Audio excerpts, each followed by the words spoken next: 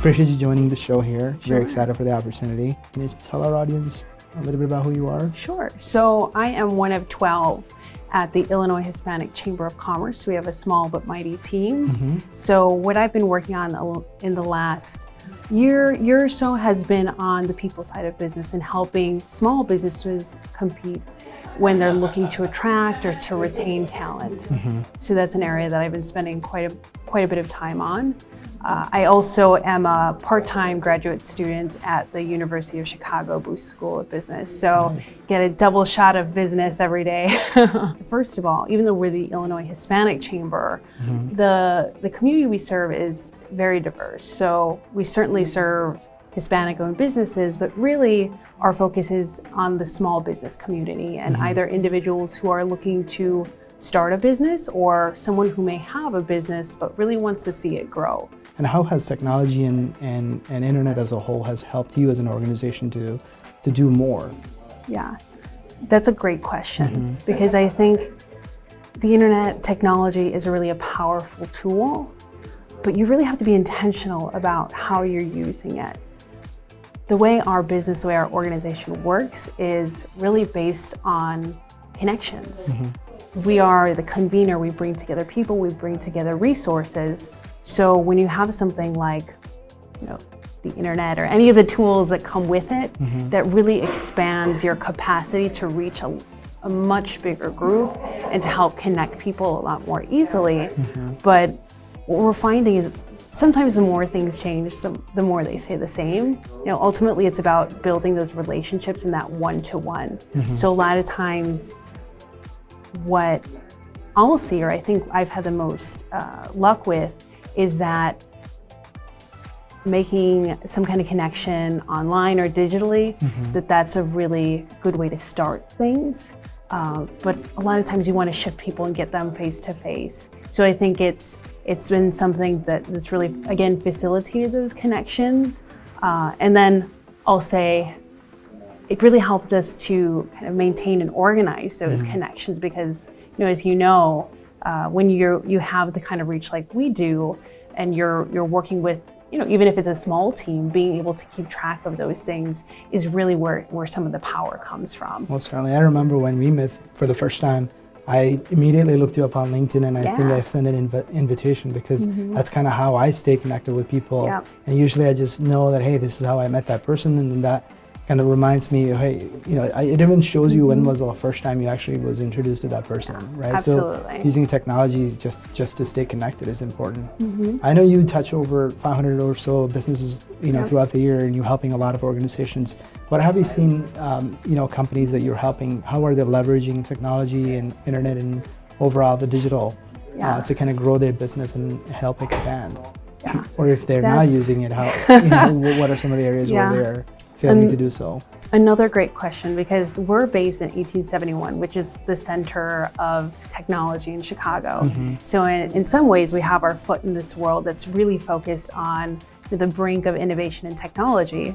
But a lot of the companies that we work with are still in some of the more traditional industries that aren't used to fully leveraging technology. So for example, we have a lot of folks that are in construction and that they are not used to seeing the application or even the implications of whether they use technology or not.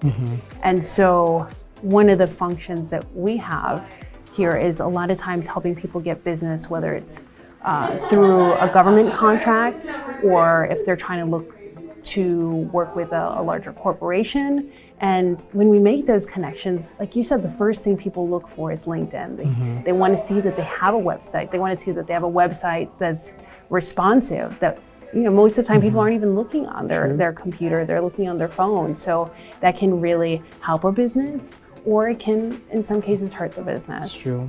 And in terms of how businesses are actually implementing some of those things, what have you seen in the trend with the organizations that you're helping? Are they pretty receptive? And if so, how are they adapting some of those things? I think it's still a mix, which is our role too. This is why we're here. And the incredible thing, again, about technology, the internet, there's so many ways that an individual can start a business. It really lowers the barrier to entry for someone who wants to start a business. A lot of times we'll actually bring student groups in and we ask them, well, if you wanted to start a business, what would it look like? Have you thought about that?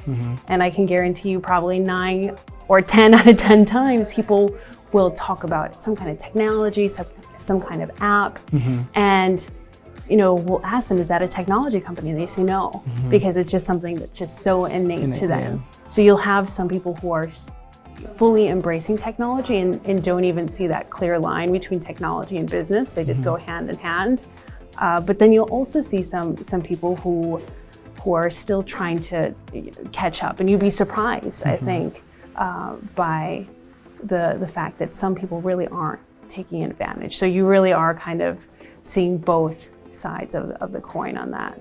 Makes sense. I know you're studying at Booth School of Business, which is one of the prestigious schools in the Chicagoland area. So what are some of the things you've learning there from sales and marketing that you would think small businesses should be applying in their organizations? Yeah, I think there's been a couple big takeaways. I took a course on sales, which it's surprising. You don't actually see that very often in business schools, even though that's such an essential part of having a business.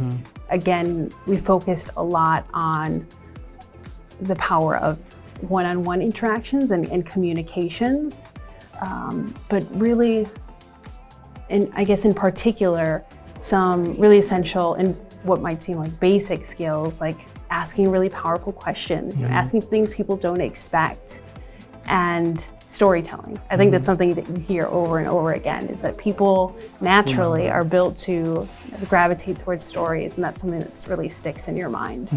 Why should people, business owners, should be investing into having an organization like this to be a part of? Yeah, I think part of it is what we need to do and what we try to do is to kind of clean up that noise a little bit. So like I said, we're a convener. We bring together people. We bring together resources. So there's less of that kind of search that you as an individual or as a business owner have to do. And, our team also brings a little bit of focus and helps you navigate that. So I think those are some of the values that we bring to the community. But on the other side, you really have to be aware going in whether you're going to be able to make the most out of the opportunity to join any organization, because one of my colleagues always says it's like like a gym membership. It's what you get out of it, what you put into it. So really it's more of, how is everyone contributing to the community and sharing resources, sharing ideas, and that's what makes a group like ours powerful. So really you have to be conscious of, what you can contribute and, what makes sense for you when. Most certainly, and I think it's knowledge is power, right? So if you have access to information like the information that you provide, the one-on-one counseling, and then also the seminar and training programs and everything that you make available, if they're not taking advantage of it, I think it's definitely not benefiting them in the long run, right? It's like why would you go to school, right? Because it's years and years of research and study that people have put together, right? That you can collect all that information in such a short time span. So you don't make the same mistakes people have gone before you made, right? So I know you have a lot of other insights you can probably share. Is there any nuggets of wisdom that you've collected from being in this organization and helping build a nonprofit? Is there anything that you've learned that maybe that you can provide to our audience? Sure. I think it really comes down, the struggle for anyone is just finding that focus, right? So just spending that time out of your week to really be strategic. So one of the things I'm doing here is actually, we have a peer-to-peer CEO group. So whereas some of our other programs, it's just kind of more educational, we'll bring in different experts to come and share on a specific topic like we had with you. This is just purely kind of learning from your peers and kind of what is the shared wisdom. And something that kind of came up over and over again was the fact that you just need to make that time for yourself, to be strategic, to think about how do you really take advantage of these tools, because if you try to do just a little bit here and there, you're not really going to make the impact that you want to see. Yeah, most people, they all have heard the term, heard the phrase working in the business versus working on the business, right? I think everybody Classic, kind of knows in theory that is true, but they just don't act on that, the knowledge that they actually have about that. I think that's so important because I think, I'm part of Vistage Group, and I've also been part of so many other groups like that where, there's so many people that have kind of done the same thing you've done, right? And maybe we've done it, 5 years ago or 10 years ago, and kind of passed the roads you're trying to, cross right now. So I think they bring a lot of wisdom, and especially when you have peer-to-peer, opportunity to engage and kind of share the burdens that you carry today or the success that you have, it might empower somebody else to do, better things for tomorrow. Yeah.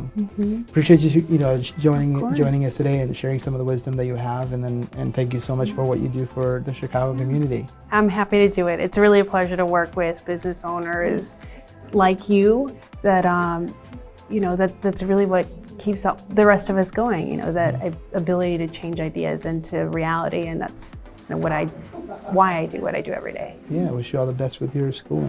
Thank you.